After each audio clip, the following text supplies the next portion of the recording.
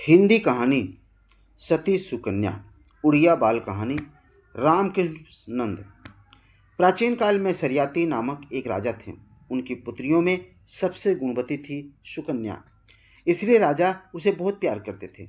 एक दिन सुकन्या पिताजी से बोली, पिताजी, कई दिन हो गए मैं झील देखने नहीं गई। मुझे झील देखने की बड़ी इच्छा है। जब आप शिकार खेलने जाएं मुझे अपने साथ अवश्य ले जाएं। कुछ दिन के बाद महाराज शिकार खेलने गए। उन्हें सुकन्या की बात याद थी। उसे भी अपने साथ जंगल में ले चले। जंगल में एक स्थान पर पड़ाव डाला और झील उसके पास ही थी। वह झील देखने को बड़ी उतावली थी, इसलिए किसी से कुछ कहे बिना अकेली झील देखने चली गई। और झील के किनारे घूमते घामते उसने एक अद्भुत दृश्य देखा। दूर से मिट्टी के ढेर के समान कुछ दिखाई दिया। उसका कौतूहल बढ़ा, क्योंकि उस ढेर पर दो वस्तुएं चमक रही थी। वह कुछ आगे बढ़ी तो मालूम हुआ कि वह एक वल्मीक है। उसके मन में जिज्ञासा पैदा हुई कि ये दो चमत्कार चीज़ें क्या है। दो कांच के टुकड़े या किसी पत्थर या जुगनू जुगनू खोदने से जरूर मालूम होगा। यही सोचकर उसने दो पतली लकड़ियां ली और वही चुभाई जहाँ से चमक जाती थी। वाल्मीकि के भीतर से उफ उफ की आवाज़ निकली। सुकन्या घबराई। मनुष्य के जैसा स्वर कहाँ से निकला। वह डर के मारे भागी। पड़ाव में आकर देखा कि वहाँ के लोगों की हालत खराब है। जो लोग राजा के साथ शिकार खेलने आए थे, सब के सब भीषण यत्न से छटपटा रहे हैं। सबको कैसे अचानक एक प्रकार का कष्ट भोगना पड़ा, यह बात किसी की समझ में नहीं आई। राजा शिकार खेलने के कार्यक्रम रद्द करके सबको राजधानी ले गए। महाराज ने तत्काल मंत्री और पंडितों की बैठक बुलवाई। सब सुनने के बाद एक दरबारी पंडित बोले, झील के किनारे महर्षि च्यवन का आश्रम है। उनकी तपस्या में किसी ने विघ्न तो नहीं डाला। शिकार पर गए हुए लोगों से पूछा गया, परंतु सबने इनकार कर दिया। सुकन्या तब तक चुप थी। पंडित जी की बात सुनकर उसके मन में आशंका पैदा हुआ। उसने पिताजी को सारी घटना बता दी। राजा बेहद चिंतित हो गए। उसने रो रो कर यह भी बताया कि वाल्मीकि के भीतर से उसने मनुष्य के स्वर में ऊफ ऊफ का शब्द भी सुना है। उसने डर के मारे किसी से बताया ही नहीं। वह अपने को सारा अनर्थ की जड़ मानने लगी। सही घटना का पता लगाने के लिए राजा सरियात जंगल में गए और झील के किनारे उन्होंने देखा तो प्रतीत हुआ कि दरबारी पंडित की बात सही थी। वही थे च्यवन महर्षि। वाल्मीकि के भीतर मिट्टी के ढेर के समान दिखाई दे रहे थे। महाराज घोड़े से उतरकर उनके पास गए। उन्होंने देखा कि महर्षि अंधे हो गए हैं। हाथ जोड़कर उन्होंने महर्षि से क्षमा याचना की। और च्यवन महर्षि ने पूछा, बेटा तुम कौन हो। राजा ने उत्तर दिया, मुनिवर मैं राजा सरियात हूँ। मेरी पुत्री ने आपकी आंखों को जुगनी समझकर उसमें लकड़ी भेद दिया। आप अंधे हो गए हैं। वह एक अबोध बालिका है। उसका अपराध क्षमा करें। आपके अभिशाप से मेरे दरबारी भीषण कष्ट भोग रहे हैं। आदेश कीजिए, मैं प्रायश्चित करने के लिए तैयार हूँ। मैं अंधा हूँ। मेरी सेवा में एक व्यक्ति का होना जरूरी है मुनिवर। जरूरी है, मुनिवर बोले। एक व्यक्ति नहीं, 100 दास दासियों का प्रबंधन शीघ्र ही कर दूंगा। राजा ने तत्काल उत्तर दिया। किंतु महर्षि बोले, मुझे इतने सारे लोगों की आवश्यकता नहीं है।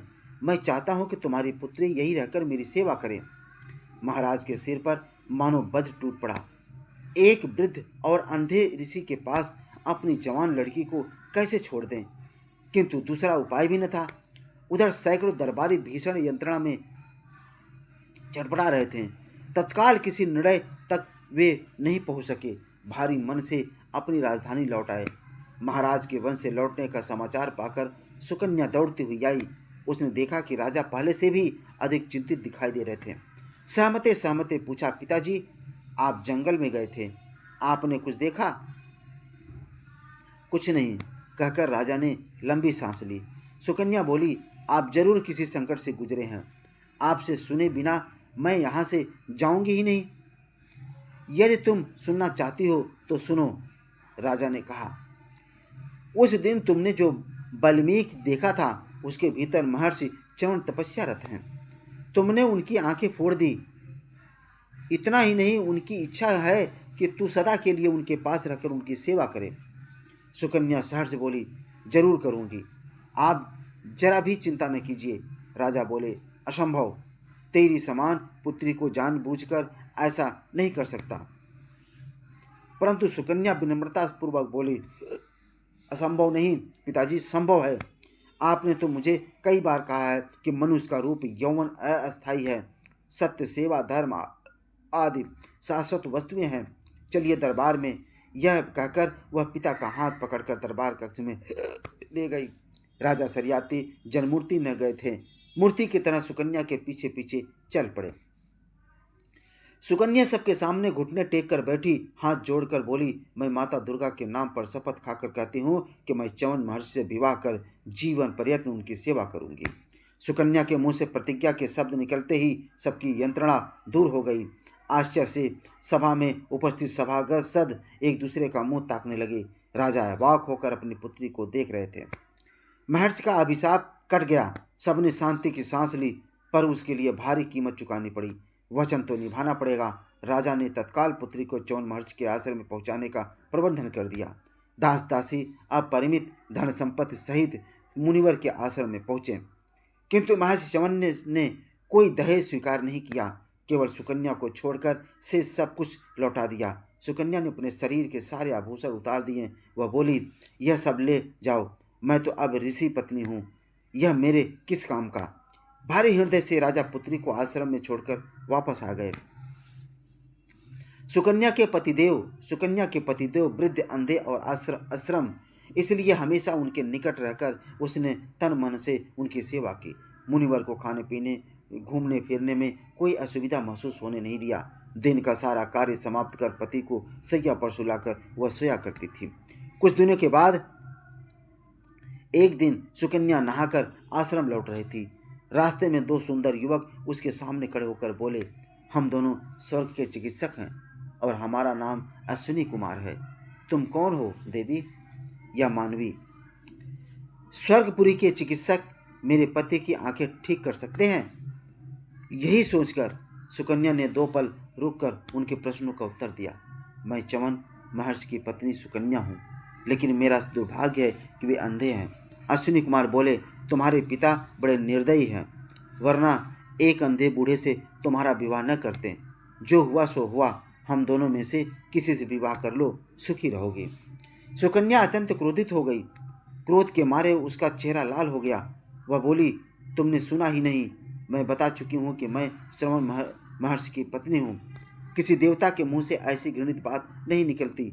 मेरे रास्ते से हट जाओ, नहीं तो मेरे अभिशाप से भस्म हो जाओगे।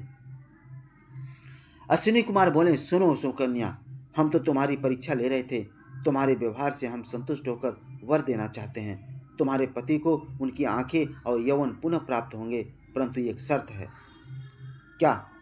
सुकन्या ने पूछा।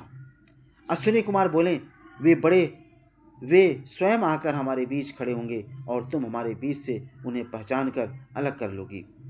उन्हें कुछ समय प्रतीक्षा करने के लिए कहकर वह पति के पास गई और सारी बातें बताई। च्यवन वहां जाने को राजी हो गए।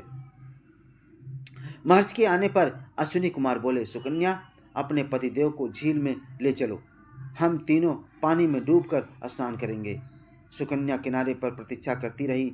तीनों पानी में डूबकर निकले तो सबकी सूरत शकल एक सी थी और तीनों उसकी तरफ देख रहे थे। सुकन्या की अक्ल मारी गई। वह कैसे अपने पति को पहचाने? व्याकुल होकर दुर्गा माता का स्मरण किया।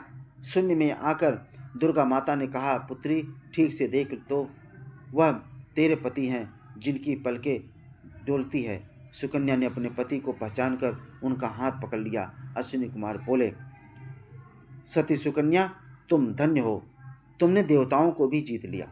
अपने पति के साथ सुख से जीती रहो। उसके बाद दोनों ओझल हो गए। च्यवन ऋषि में जवानी का तेज फूट पड़ा। बोले, सुकन्या, तुम धन्य हो, तुम्हारे ही कारण मुझे नया जीवन मिला। बोलो, तुम्हारी खुशी के लिए मैं क्या कर सकता हूँ? नाथ, मैं बहुत खुश हूँ। मेरी एक प्रार्थना है, मैं पिताजी के दर्शन करना चाहती हूँ। सुकन्या बोली, तुम्हारी इच्छा शीघ्र ही पूरी होगी। महर्षि बोले। उसी समय आश्रम के बाहर कोलाहल सुनाई पड़ा। राजा सरियाती अपनी सेना और सामंतों सहित आश्रम पधार रहे थे।